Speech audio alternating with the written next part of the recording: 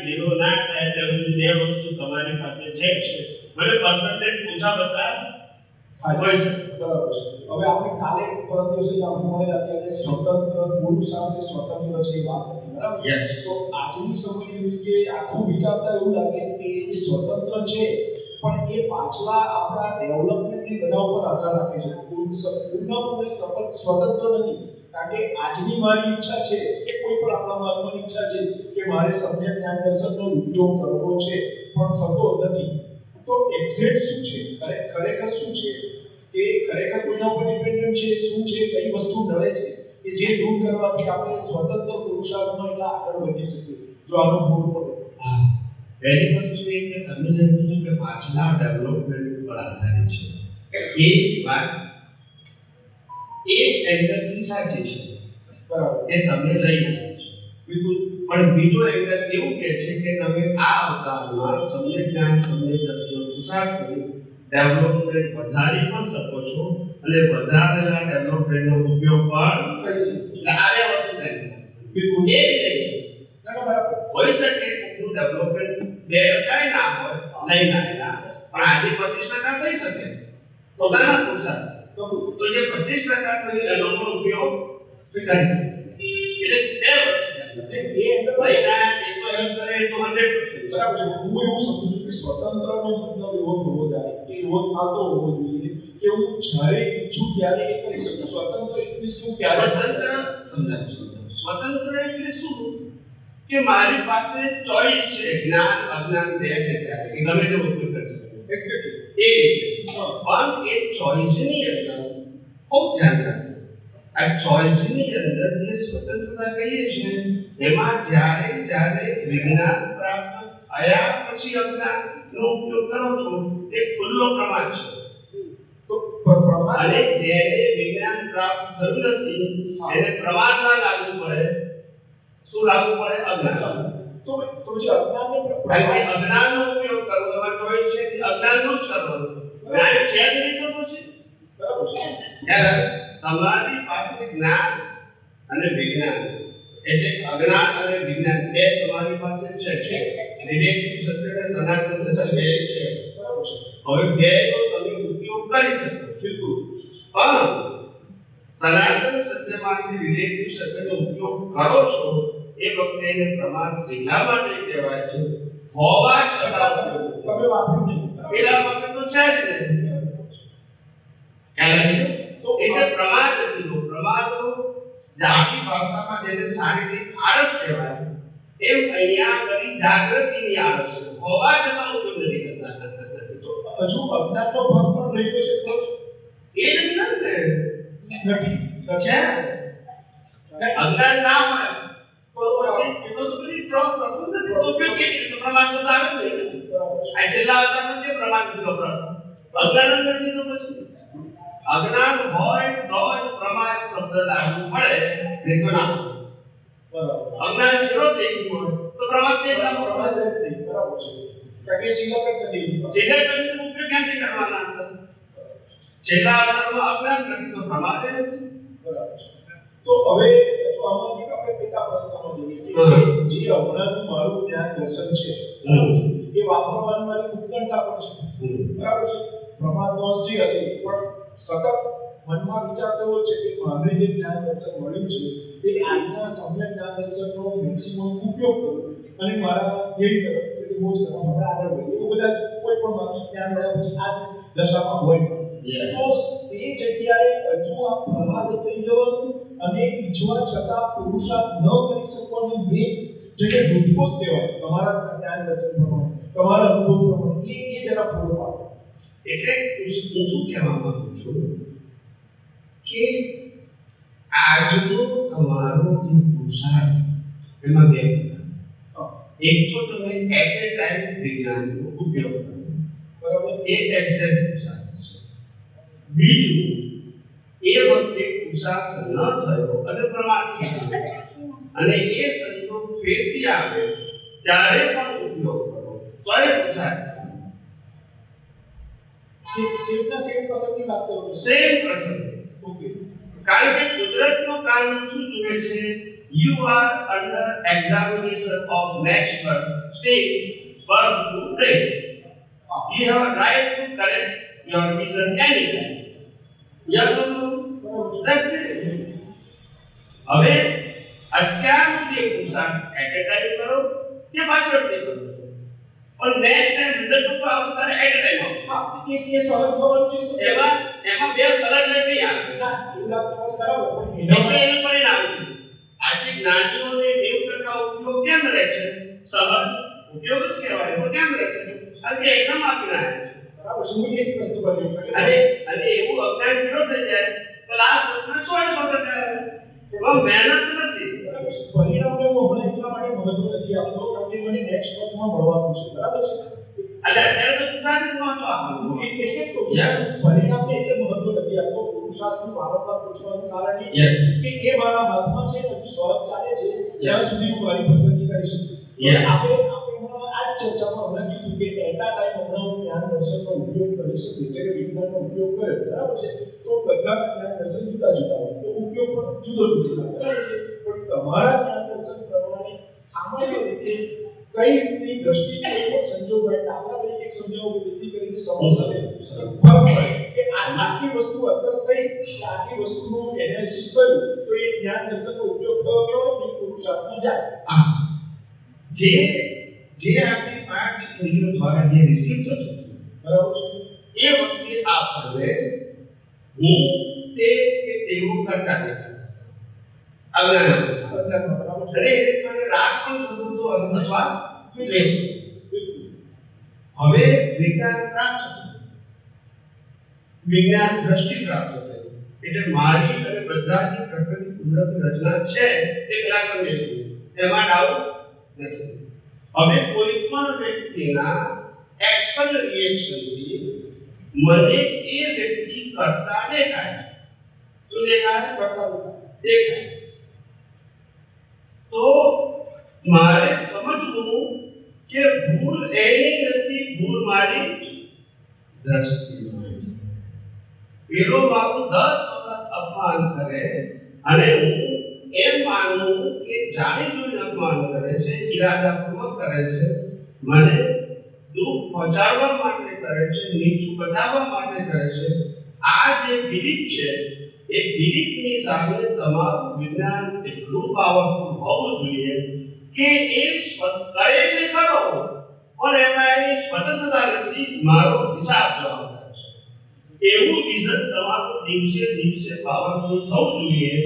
નહીં કે સામેવાળી વ્યક્તિ કેમ કરે છે, શા માટે કરે છે, કેટલી વાર કરે છે, કયા ઈરાદાથી કરે છે, એમાં ઊંડા ઉતરવું નહીં. નહીંતર તમારું વિજ્ઞાન ખડા છે. કોઈ પણ સંજોગોમાં ભલે ઓન ધ સ્પોટ સામેવાળી વ્યક્તિની ભૂલ દેખાય, ઓન ધ સ્પોટ અંતે ખ્યાલ આવતો કે મને ભૂલ દેખાય છે એ જ મારી ભૂલ છે. પણ તેમાં ભૂલ છે દર્શનમાં. સોળ સંજોગોમાં નથી કહેતા. દર્શનમાં તો બધાની જ પ્રકૃતિ કુદરતી રચના છે. દર્શનમાં તો મારી પ્રકૃતિની કે સામેવાળી પ્રકૃતિની પણ ભૂલ નથી. પણ મારું જે દર્શનમાં જે મને ભૂલ દેખાય છે ક્રિયાને દર્શનમાં એ તો મારી ભૂલ છે. કારણ કે દર્શનમાં બધી પ્રકૃતિ કુદરતી રચના છે એટલે એની ભૂલ નથી, મારી ભૂલ નથી.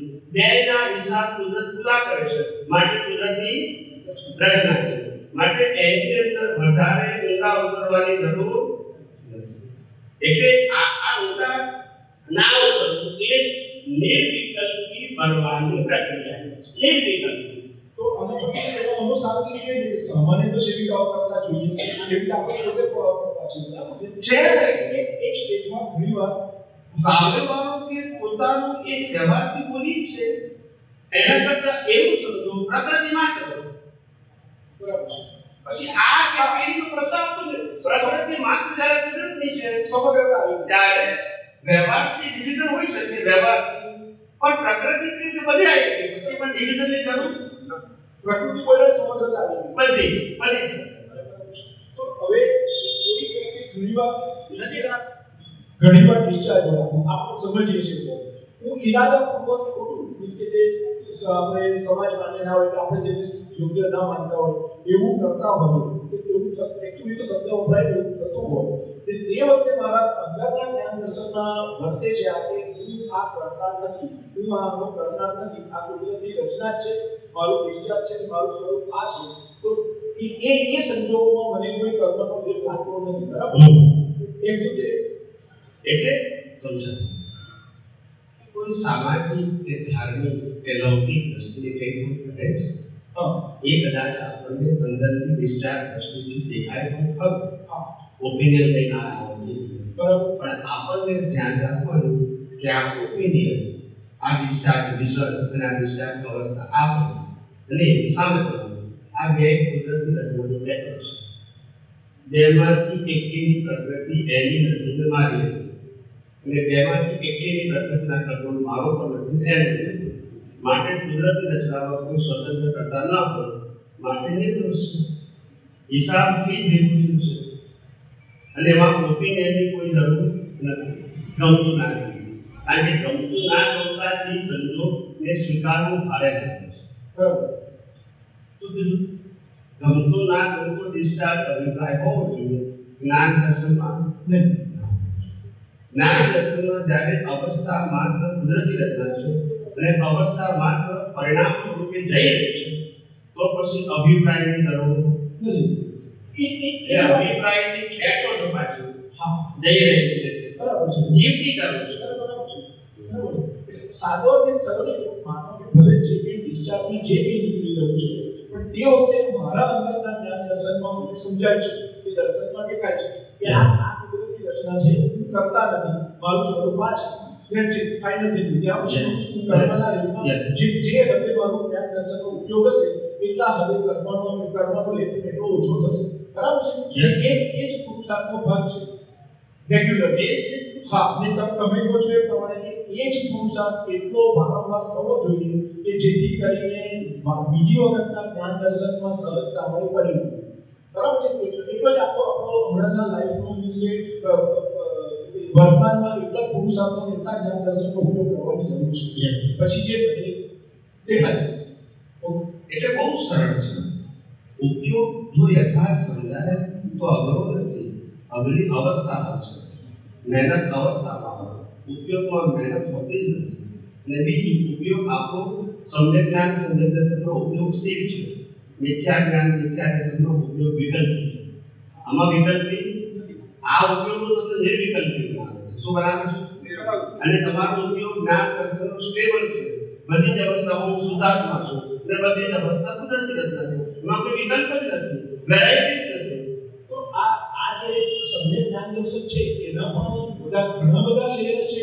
એ ધીરે ધીરે જે આપણે વર્તમાન કે સમ્યક જ્ઞાન સમ્યક દર્શન એટલે આધ્યાત્મિક ડેવલપમેન્ટના સ્ટેજીસ. હા, તો એ હું સારી સમજમાં એવું સમજુ કે જેટલું સ્પીડ મીન્સ કે જેવું થાય રિએક્શન આવ્યું એટલે તરત આ જ્ઞાન દર્શનનો ઉપયોગ થયો એટલે આપણી દશા ઊંચી. બરાબર છે? હવે આપણે એનું પછી તમે જોવાનું જાદવ મગનભાઈ દીવ કાણકિયા. નમસ્કાર સ્વામીજી, જય સચ્ચિદાનંદ. પ્રશ્ન નંબર 1, ભાવ શબ્દાર્થ છે એના વિશે સમજાવવા વિનંતી. ભાવ શબ્દાર્થ છે. ભાવ ઇઝ ઇનવિઝિબલ, એ દેખી શકાય નથી, કેવળ જ્ઞાની ખાલી જોઈ શકે. ભાવ એક પ્રકારનું ઇન્ટેલિજન્સ છે, એ સતત નથી, એ ફિઝિકલ ક્રિયા પણ નથી. You cannot record it. શબ્દને રેકોર્ડ કરાય અને ક્રિયાને પણ રેકોર્ડ કરાય, પણ ભાવ રેકોર્ડ નથી કરાતો આપણાથી. બરાબર છે? કુદરતના કોમ્પ્યુટરમાં રેકોર્ડ થાય છે, એ સૂક્ષ્મથી સૂક્ષ્મ છે. ખ્યાલ આવ્યો? એટલે શબ્દ રૂપે નથી ભાવ, આશય રૂપે છે. આશય રૂપે છે અને દ્રષ્ટિ રૂપે છે. હા, એટલે જેવો આશય છે એ પ્રમાણે ભાવ બંધાય છે. રૂપક આવે ત્યારે વિચાર વાણી વર્તન રૂપે ડિસ્ચાર્જ થઈ શકે. બરોબર. મૂળ જે ભાવ છે એ શબ્દાર્થી છે. દ્રષ્ટિ રૂપે છે એટલે દ્રષ્ટિમાં કોઈ શબ્દ નથી અને આશય પ્રમાણે દ્રષ્ટિ આપણી પ્રમાણે આપણે થાય છે. ઇન્ટેન્શન. એટલે ઘણા લોકો કહે છે કે ભાઈ અમુક ભાષા તો અમે દાખલા તરીકે અત્યારે આધ્યાત્મિક વિજ્ઞાન ની વાત તો અમે આ અવતારમાં સાંભળી. બરાબર છે? હવે આ અવતારમાં અમે બીજાને કહીએ છીએ તો આપણે કેવું કહીએ કે વાણી તો ડિસ્ચાર્જ છે, તો ગયા અવતારમાં ચાર્જ તો નથી કરી કારણ કે ગયા અવતારમાં તો મળ્યું હતું, તો આ અવતારમાં ડિસ્ચાર્જમાં કઈ રીતે આવે? આવો પ્રશ્ન આવે ને, આવું ઘણા બધા થાય. તો કહેવાનો મતલબ કે જ્યારે તમારા આશયમાં હોય કે મને જે પ્રાપ્ત થાય એ લોકોને હું વહેંચું, આવો ભાવ હોય, મને જે પ્રાપ્ત થાય એનાથી મને જે લાભ થાય, અનુભવ થાય, આનંદ થાય એ હું બીજાને વહેંચું, આવો ભાવ હોવાથી જે પ્રાપ્ત થાય એ વહેંચવાના સંજોગો તમને ગુજરાત આવે છે. પણ છે તમારા આશયનું પરિણામ. બરોબર છે. હવે સમજી ગયા? એટલે કશું આ દુનિયામાં નવું બનતું નથી. બરોબર છે. અને સ્વામીજી એક સાહેબ વાત કરી રહ્યા છે, તો હવે જે પુરુષાર્થની વાત કરી રહ્યા હતા, તો પાછલા ભાવમાં આપણે જે પણ જ્ઞાન દર્શન આપણે લઈને આવ્યા છીએ અને આજે અમને વિજ્ઞાન દ્રષ્ટિ જ્ઞાની માધ્યમથી અમને દ્રષ્ટિ પ્રાપ્ત થઈ. હવે એમાં અમે પુરુષાર્થ કરશું. બરોબર છે. તો હવે એમાં આપણે એવું લાગે કે આપણે જાગૃતિ નથી રહેતી, તો મને એવું સમજાય છે કે એ આપણે જે વિજન મેળવ્યું છે એ પુરુષાર્થમાં આપણે જેમ જેમ એ દ્રષ્ટિ ફીટ કરશું એમ દ્રષ્ટિનો જેમ જેમ પ્રેક્ટિસથી કરતા એમ અભ્યાસ આપણો વધતો જશે ને એટલી દ્રષ્ટિ સહજતા થતી જશે. એ રીતે જ આપણો અભ્યાસ થશે. બરોબર છે સ્વામીજી? આ જ એનો છે ઉપાય છે. અને દ્રષ્ટિ શું રીતે વૈજ્ઞાનિક રસ્તો જ નથી. હા જી સ્વામી, આ જ રસ્તો છે. હા. એટલે સ્ટેપ એટલે શું કે જે વસ્તુ અનુભવ થઈ ગયો ત્યાંથી આગળ જવું. ત્યારે તો આપણે જ્યાં છે ત્યાંથી પ્રગતિ કરીએ. તમારું જે સ્ટેપ છે એ સ્ટેપ ખોટું નથી, પણ આગળ જવા માટે એનાથી આગળના સ્ટેપનો અનુભવ કરવા માટે એ સ્ટેપ ઉપર જવું. ખ્યાલ આવ્યો? એટલે આપણને ઘણી વખત કેવું થાય છે કે ભાઈ હું જે જાણું છું એ બરાબર છે, હવે ખોટું નથી, પરંતુ ઘણા બધા સ્ટેપો તમારે ડેવલપમેન્ટના સ્ટેજો બધા બાકી છે. માટે આગળ જે સ્ટેપ આવે એ સ્ટેપ માટે તમારે વિચારવાનું છે કે આમાં કઈ રીતે વિજ્ઞાનનો ઉપયોગ કરવો. આમ આજે કઈ રીતે વિજ્ઞાન સાયન્ટિફિક રીતે જોઈ શકું એવું નથી કરવું. આ બહુ છે, સમજાતું નથી, ડિફિકલ્ટ છે, એવું નહીં. વિજ્ઞાનમાં અઘરું શબ્દ હોતું નથી. ગમે ત્યાં આપણી દ્રષ્ટિમાં જે કુદરતી વિઝન ફિટ થયું છે બસ એનો જ ઉપયોગ સતત અને એને જ સ્થિરતા આપણી ગમે તે જગ્યાએ જોઈએ છે ત્યારે એ જ દ્રષ્ટિથી આપણે દેખવું જોઈએ. બસ જી છે. પ્રશ્ન નંબર 2 ભાવ મન અને અતિન્દ્રિય દ્વારા. ભાવ મન અતિન્દ્રિય દ્વારા એટલે શું છે? આ ભાવ મનને આપણે અતિન્દ્રિય કહીએ છીએ, જે પુરુષાર્થમાં છે. અને જ્ઞાન પ્રકાશ ભાવ મન અતિન્દ્રિય દ્વારા આત્માના જ્ઞાન પ્રકાશ દ્વારા ઉપયોગ કરે છે. તેમાં અતિન્દ્રિય એટલે શું સમજાવો, કઈ રીતે જોડે છે, ઉપયોગ થાય છે એ સમજાવો. આ ભાવમાન એટલે શું કહેવા માંગીએ છે કે જે ડિસ્ચાર્જ મન, પાણી અને કાયાની અવસ્થા છે અને ડિસ્ચાર્જ ઇન્દ્રિયોથી અનુભવાતી સૃષ્ટિ છે. બરાબર? આપણા હોય અને સામેવાળાના એ જે છે એ કઈ રીતે જોવા એ ભાવ શેમાં આવે? દ્રવ્ય મનમાં એ જેમ છે તેમ દેખાય. ભાવ મનમાં તમારી પાસે ઓપ્શન છે. રિલેટિવ સત્યથી જોવું કે સનાતન. દ્રવ્ય મનમાં ઓપ્શન નથી. દ્રવ્ય મન તો રિલેટિવ સત્ય જ જોવે છે. દ્રવ્ય એટલે પરિણામ. હવે એમાં તેજ્ય શબ્દ આપણે એને કહીએ છીએ, તો એ તેજ્ય આપણે માન્યતાને લગાડશું કે દ્રષ્ટિને લગાડશું? એ ક્લિયર કહો. જે ભાવ મન છે એ ભાવ મનની પાછળમાં જ્ઞાન દર્શન જ કામ કરે છે. જ્ઞાન દર્શન વગર ભાવ નવું મન કેવી રીતે થશે? જ્ઞાન દર્શન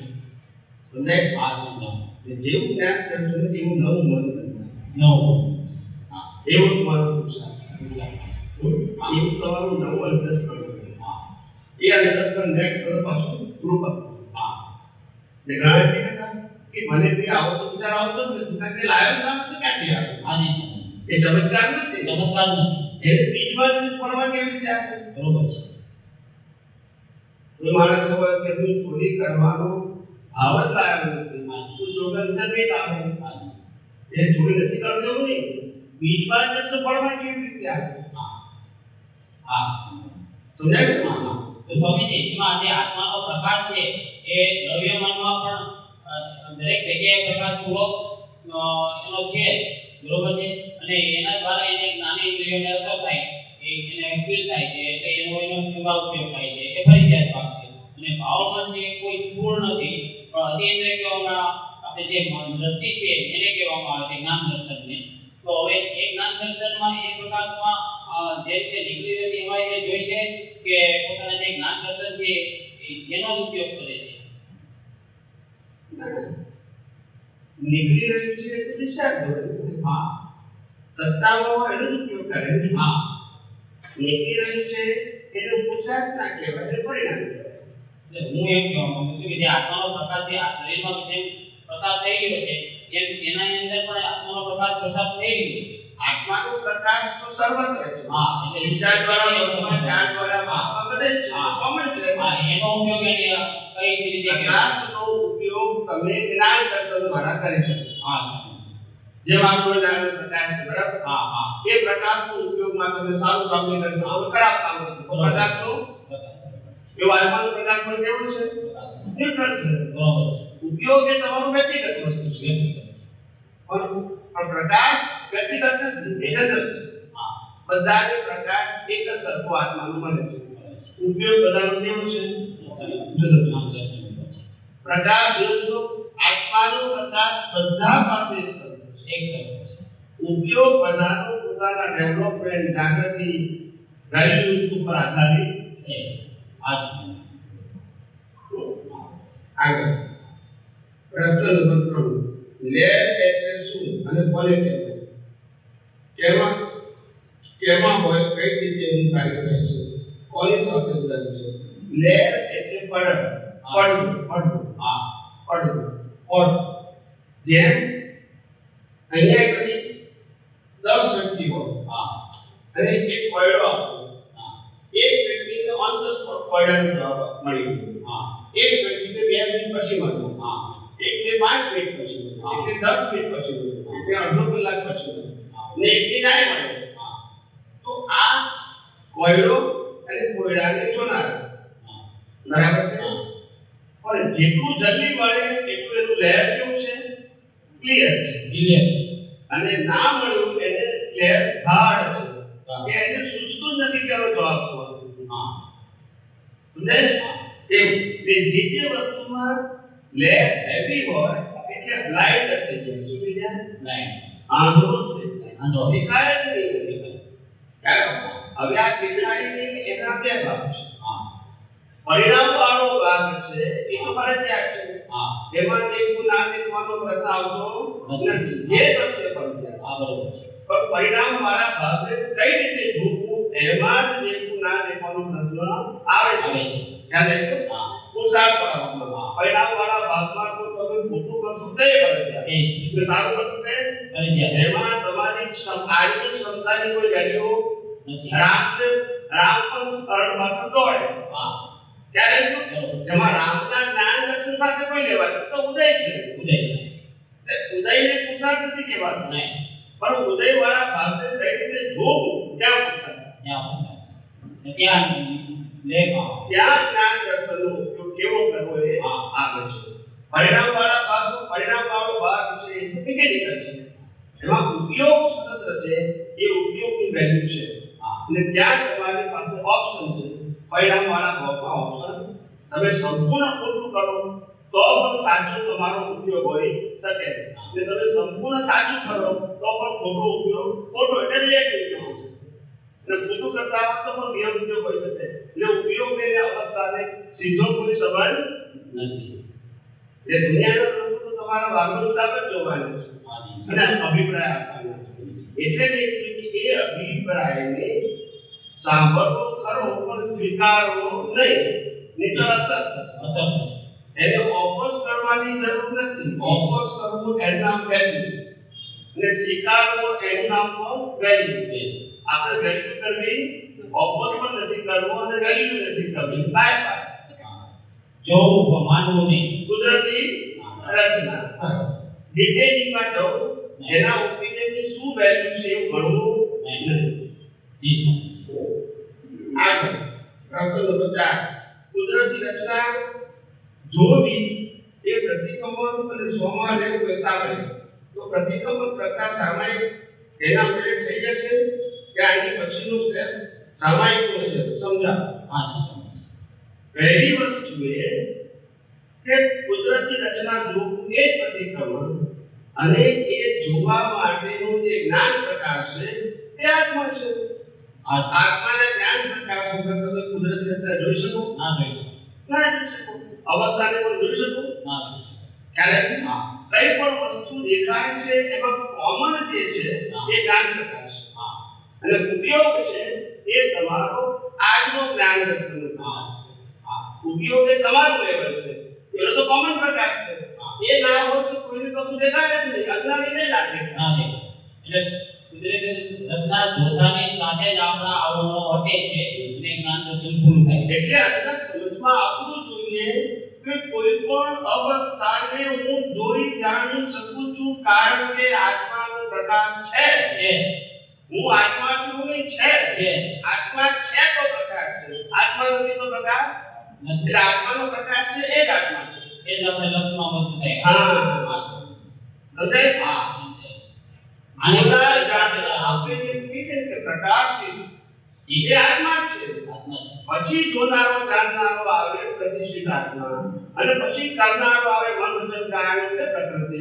પણ જોનાર જાણનાર ના હોય, અરે પ્રકાશક ના હોય તો જોનાર જાણનારની પ્રકૃતિ હોય નહીં. નહીં. આનાથી આપણું લક્ષ મજબૂત થાય છે. બરાબર. લક્ષમાં. એટલે વારે ઘડીએ હું શુદ્ધાત્મા છું, હું શુદ્ધાત્મા છું એ બોલવું હોય તો વાંધો નહીં, પણ કુદરતી રચના જોવાનું વધારે ધ્યાન રાખવું કારણ કે પાસ એમાંથી થવાનું. એમાં થવાનું. શુદ્ધાત્મામાં પાસ થવાનું. શુદ્ધાત્મામાં તમે 6 જ સો. એમાં કશું પ્લસ માઇનસ છે પણ નહીં અને કોઈ કરી શકે એમ. જે કરેક્શન છે એ તમારી દ્રષ્ટિમાં કરવાનું છે, દર્શનમાં કરવાનું. હા. ખ્યાલ આવ્યો? હા. એ મિથ્યા જ્ઞાન મિથ્યા દર્શન એટલે કે નામ અને નામની માયા. એમાંથી તમારે શું કરવાનું છે? બહાર નીકળવાનું. એ ધ્યાન સ્વસ્થ. બહાર. જી સ્વામીજી. ખ્યાલ આવ્યો? વારંવાર દુનિયાના લોકોને બી એ ખબર પડતી નથી કે હું શુદ્ધાત્મા છું. એ ખાલી જાગૃતિની જરૂર છે, એમાં એફર્ટ નથી. એફર્ટ એમાં મૂકવું અવસ્થાને કુદરતી રચના જોવામાં, માનવામાં, સ્વીકારવામાં અને અનુભવવામાં. અનુભવ. એફર્ટ એમાં મૂકવો, એફર્ટ આમાં ના મૂકવો. જી સ્વામીજી. એક વખત અજ્ઞાન ખલાસ થઈ ગયું તો શુદ્ધાત્માના અનુભવ સિવાય બીજો કોઈ ઓપ્શન જ નથી. નથી સ્વામીજી. પછી એના માટે તમારે કેટલી બધી મહેનત કરવાની નહીં. નથી. એટલે અજ્ઞાનને ઝીરો કરો ત્યાં સુધી જ મહેનત છે. હા. એમાં સહજતા આવે છે. માટે આધ્યાત્મ વિજ્ઞાને કીધું કે કેવળ જ્ઞાનને પરિણામ છે પુરુષાર્થ, પુરુષાર્થ અને તે પુરુષાર્થ કેવળ દર્શન છે. દર્શન. એટલે ક્લિયર કર્યું જી સ્વામીજી. જેથી લોકોને કન્ફ્યુઝન ના થાય. ના થાય. એ તો પહેલા હતા કે પહેલા કેવળ દર્શનનો પુરુષાર્થ, પછી કેવળ જ્ઞાનનો પુરુષાર્થ કરવાનો છે એવું આવતું નથી. એ તો સીધા જીવવું પડશે. સીધા ખ્યાલ આવ્યો? જોઈએ એટલે સહજ. બરાબર. અને પ્રશ્ન નંબર 14. સ્પષ્ટ વેદન એટલે શું સમજાવો. કેવળ જ્ઞાન એટલે શું સમજાવો અને કોને થાય છે એ સમજાવો. હા જી. પહેલું સ્પષ્ટ વેદન. સ્પષ્ટ વેદન એટલે આત્માનો સ્પષ્ટ અનુભવ. હા જી. શું કહેવાય? આત્માનો સ્પર્શ. હા. ગોળ ગોળ ને સ્પષ્ટ. સ્પષ્ટ. હા. અસ્પષ્ટ વેદન એટલે કેવળ દર્શન. દર્શન. એ વખતે સ્પષ્ટ વેદન નથી. નથી. સ્પષ્ટ વેદન છેલ્લા અવતારમાં માતાના ગર્ભમાંથી. હા બરાબર છે. આગલા અવતારમાં કેવળ દર્શન થઈ ગયા પછી અસ્પષ્ટ વેદન. શું હોય? અસ્પષ્ટ વેદન. અને છેલ્લા અવતારમાં માતાના ગર્ભમાંથી સ્પષ્ટ વેદન. સ્પષ્ટ. પણ એને કેવળ જ્ઞાન નથી. નથી. કેમ ના કહેવાય? એની ડ્યુ ડેટ બાકી છે. હા. શું બાકી છે? કારણ કે કેવળ જ્ઞાન રિઝલ્ટ કીધું. શું કીધું? રિઝલ્ટ. પુરુષાર્થ નથી કીધું. સાંભળો મારી વાત. પુરુષાર્થ કીધું હોય તો તમારી કમી કહેવાય. રિઝલ્ટ કીધું તો તમારી પાસે ચોઈસ નથી. મારું કેમ લાગે મારે જલ્દી કેવળ જ્ઞાન કરવું છે તો ના. ના કરી શકે. એના ડ્યુ ડેટ જ થાય. હા માટે કેવળ જ્ઞાનને રિઝલ્ટ લીધું અને કેવળ દર્શનને પુરુષાર્થ. હવે તમારો પ્રશ્ન છે તો કેવળ જ્ઞાન એટલે શું? હા. કેવળ જ્ઞાન એટલે કે તમને આ છેલ્લો અંતરાય હતો કેવળ જ્ઞાનનો એ ભૂલી ગયો. કેવળ જ્ઞાન કેવળ દર્શન તો થઈ ગયું પણ કેવળ જ્ઞાનનો અંતરાય ક્યારે કહેવાય? કેવળ જ્ઞાન થયું ત્યારે. આવ્યું છે મિથ્યા જ્ઞાન, મિથ્યા દર્શન, મોહની અને અંતરાય. તો આ ત્રણ ગયા એટલે કેવળ દર્શન થયું અને આ જોયું એટલે કેવળ હા સ્વામીજી કેવળ જ્ઞાન એટલે એક્ઝેક્ટ મને સમજાતું નથી કે કેવળ જ્ઞાન એટલે આ બ્રહ્માંડોનું જેમ છે તે જળગે છે તે કેવળ જ્ઞાન છે કે આત્માને આત્માનો સ્વભાવમાં તો છે જ એટલે માટે આ એક મને સમજાવું. હા તો તમને એક સ્થૂળ દાખલો હા સ્વામી. એ તમે જલ્દી સમજો. દાખલા તરીકે કોઈ પણ માણસ હા સામાન્ય રીતે જેમ જેમ ભણે પૈસા કમાય એટલે લગ્ન કરવાની ઈચ્છા થાય. સામાન્ય કોમન દરેક આ કોમન વસ્તુ છે. બરાબર છે. હવે જ્યારે એને લગ્નની આખી લાઈફ બતાવી દેવામાં આવે તો એ લગ્ન કરે હા ના કરે એ નામ લગ્નનું કેવળ જ્ઞાન કહેવાય.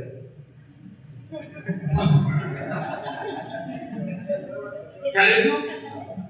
પડે નહીં એમ જેને કેવળ જ્ઞાન થાય દુનિયામાં પડે નહીં ના મળે. બરોબર છે દેખાય ગયું બધું. બધું દેખાય હવે ભણવાની ક્યાં જરૂર છે? નથી ખુલ્લું થઈ ગયું. હવે ખ્યાલ આવ્યો? હા માં કોઈ ચમત્કાર નથી થતો. ના ના બ્રહ્માંડના બધા રહસ્યો ખુલ્લા થઈ પૂરા ગયા. થઈ ત્યારે એને ખબર પડી કે રહસ્યો તો હતા મારી આદમી વગર રહસ્યોની કોઈ કિંમત નથી ને હું રહસ્યોમાં ફસાયો હતો. એટલે રહસ્ય તો મારા આધારે છે. હું ના હોઉં તો રહસ્યને જાણે કોણ? કોણ જાણે? આ એચપોથી પાણી ત્યાં માણસ ના હોય તો કોણ જાણે? પાણી ભલે ન પડે. સમજાય છે કે નહીં?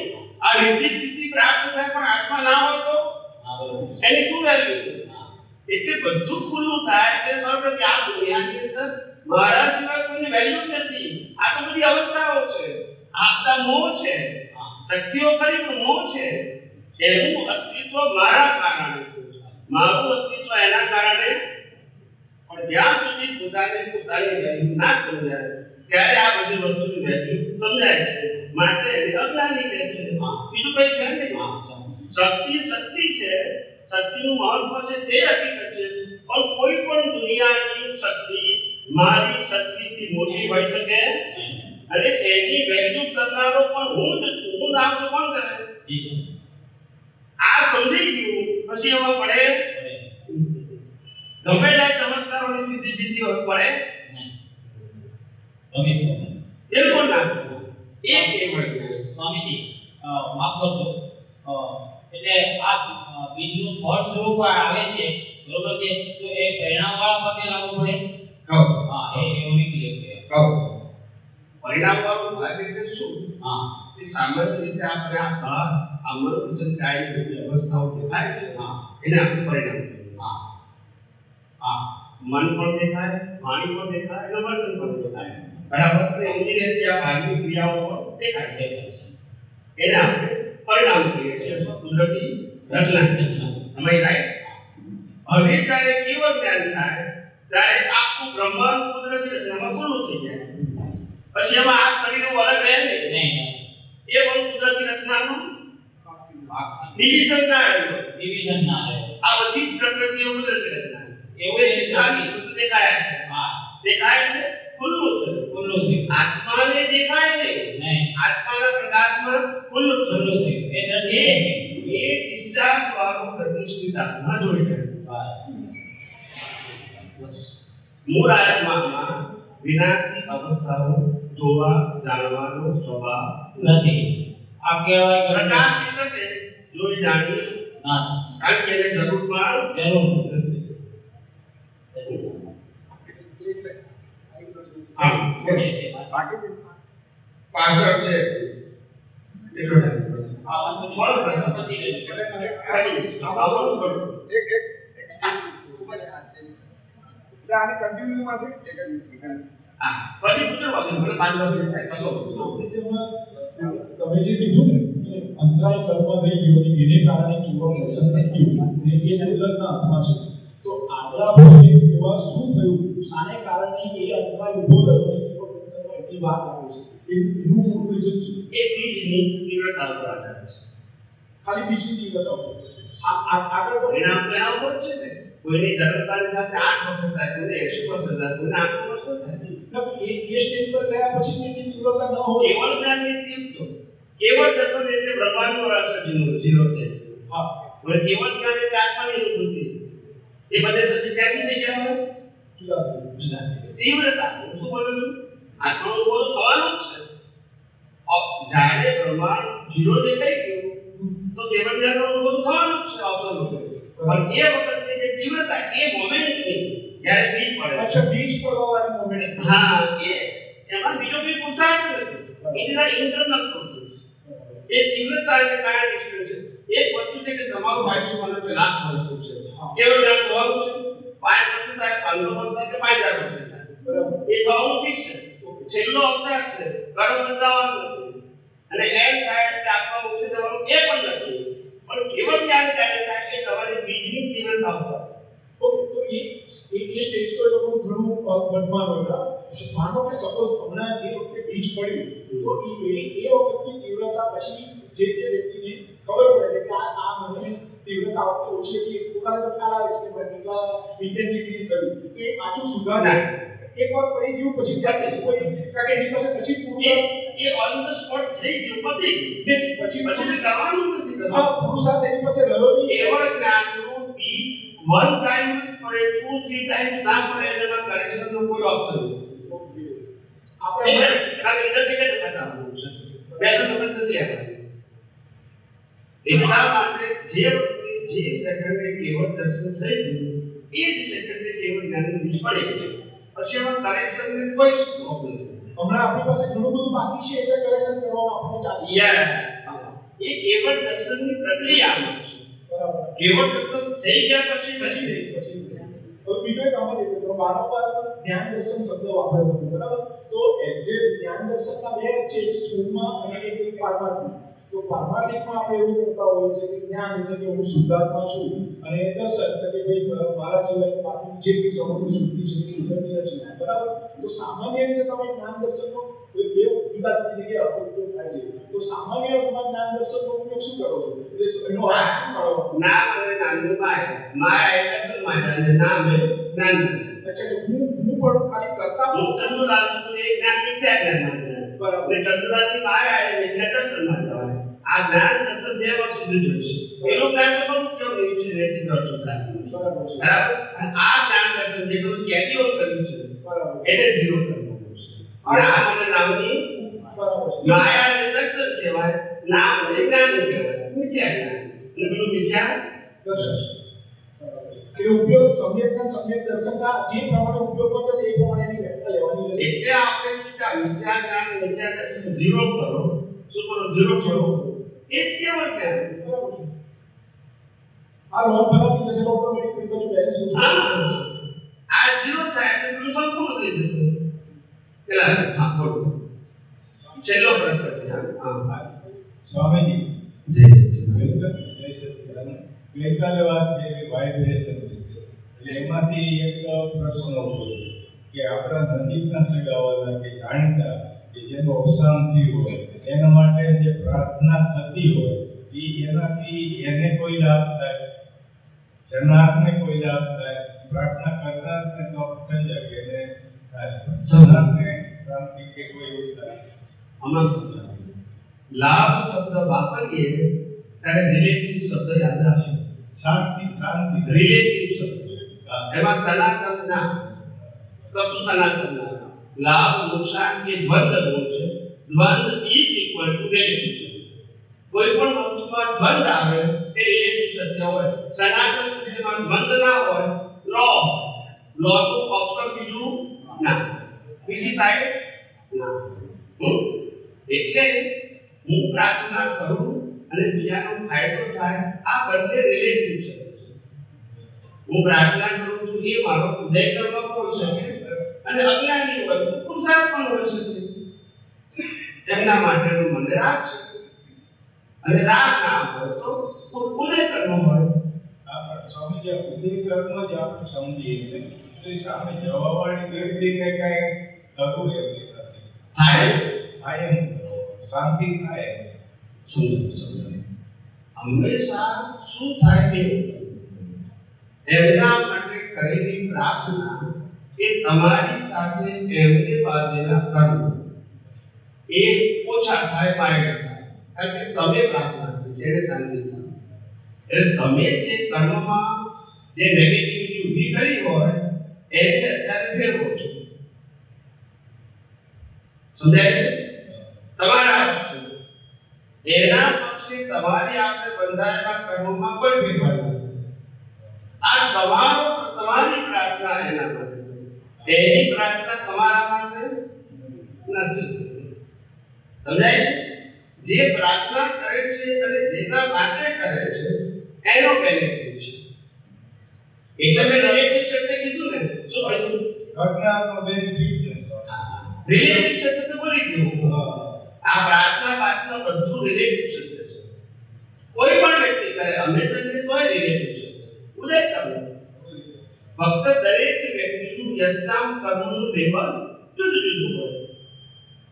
સામાન્ય વ્યક્તિ આશીર્વાદ આપે અને કોઈ હાઈ લેવલની વ્યક્તિ આશીર્વાદ આપે તો રિઝલ્ટ તો બંનેનું આવે, પણ હાઈ લેવલની વ્યક્તિનું રિઝલ્ટ જલ્દી આવે કારણ કે એમાં પાવર હોય. આમ વ્યવહારથી જલ્દી કહું છું અને જલ્દી આવવાનું હોય એટલે જ એના આશીર્વાદ મળે. પણ આ તો તમને સમજાવવા માટે કહું છું. સમજાય છે? સ્વામીજીનો જેવો થયો ને જનારના આત્મામાં એવી શાંતિનો ઉદય હોય આપણે નિમિત્ત બનીએ તો શાંતિ પ્રાપ્ત થાય એવું. મરનારનો મરી જ જતો છે. એને શાંતિ અશાંતિનો કોઈ પ્રશ્ન નથી. પ્રશ્ન ખાલી તમારા અને એના જે હિસાબો છે પેન્ડિંગ એમાં જ કનેક્શન થાય. અત્યારે કશું નથી. પણ સ્વામી તો આપણે વાઇબ્રેશનની વાત કરીએ છીએ ને વાઇબ્રેશન પહોંચે એ વાઇબ્રેશન્સ એટલે હિસાબો માઇન્ડ થયા તે જેનું એને નેક્સ્ટ વર્ડમાં ભોગવવાનું છે. વાઇબ્રેશન તો મને ફિઝિકલ કશું દેખાતું નથી છતાં અસર થાય છે એનું નામ વાઇબ્રેશન. પણ નેક્સ્ટ બર્થમાં એને થોડી શાંતિ રહે એવું બને એમ. એ તો કહું છું કર્મ માઇન્ડ થાય એટલે શું થાય? એ થાય હળવા થઈ જાય. તો એના માટે તમારા એની સાથેના હિસાબો જ્યારે ઉકલશે ત્યારે હળવા થઈ જશે. જ્યારે કે 100% એનું સ્ટ્રેન્થ હતી એ 100 માંથી 75 થઈ જશે. એટલે ભોગવટ માઇન્ડ થશે કારણ કે તમારી ભાવના છે એના એને તમારી સાથે બાંધેલા હોય એને અત્યારે લેવા દેવા હવે એ પ્રાર્થના કરે તારે થાય. હવે સમજાવી મારી વાત સમજાય છે? આ વ્યક્તિગત વસ્તુ છે. કેવું છે? રામને આખા જગતને નિર્દોષ જોવું એ રામનો પ્રશ્ન છે. રાવણને જોવું કે નહીં એ રામનો પ્રશ્ન નથી. પણ રામે નિર્દોષ જોયા એટલે રામને બનવું પડે. પણ રાવણ જોઈએ તો રાવણ રામ એ ના પડે એટલે રાવણને વ્યક્તિગત પડે. હવે સમજી ગયા? એને વનવે કર્મ કહેવાય. તું મે ક્યારે હોય કે સામ સામી હોય તો વનવે ક્યારે કહેવાય? એક વ્યક્તિ રાગ દ્વેષ કરે અને બીજો ના કરે એટલે એનો હિસાબ વનવે આવે. સ્વામીજી આનો અર્થ એ થયો કે પ્રાર્થના જે કરે છે એને જ ફાયદો છે. પહેલેથી હું આજ કહેતો આવ્યો છું ને કે બાપાના નામે દાન કરે છે બાપા નથી જતું છોકરાને લાગુ પડે. પહેલા જ મેં તો કીધું છે એને જ ફાયદો છે. બધામાં પ્રિન્સિપલ એક જ જે કરે એને મળે.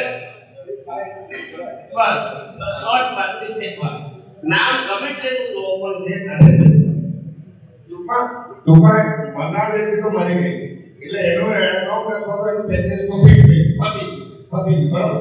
હવે પ્રાર્થના કરનાર ખાલી એના તરફથી જે સંજોગ ઉદય કરવામાં આવશે ને ત્યારે પ્રાર્થનાના બળથી કે એની સમજણમાં ફેરફાર થયો ને એ સંજોગને સ્વીકારવામાં એને એ કરશે ને કર્મ હળવું થઈ જશે. સ્વીકારવાનું સહેલું થશે ને હળવું થશે.